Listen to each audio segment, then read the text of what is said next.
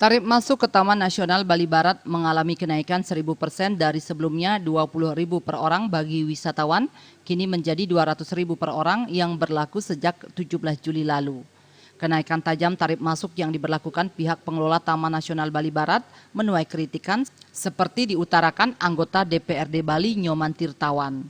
Nyoman Tirtawan menilai kebijakan kenaikan tarif masuk yang dilakukan tanpa sosialisasi ini dipastikan akan menyebabkan tingkat kunjungan wisatawan berkurang. Minimnya tingkat kunjungan wisatawan secara tidak langsung juga berimbas pada perekonomian masyarakat sekitar yang selama ini bekerja dan menggantungkan hidup sebagai nelayan dan menyediakan jasa mengantar wisatawan menyeberang ke Pulau Menjangan.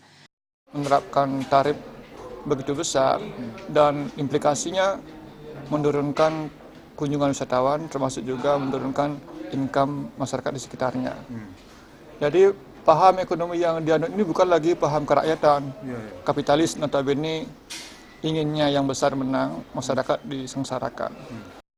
Legislator asal Buleleng ini meminta pemerintah kabupaten turun tangan dan mendesak pihak pengelola Taman Nasional Bali Barat untuk merevisi kembali kenaikan tarif masuk bagi wisatawan karena hal ini menyangkut kepentingan orang banyak.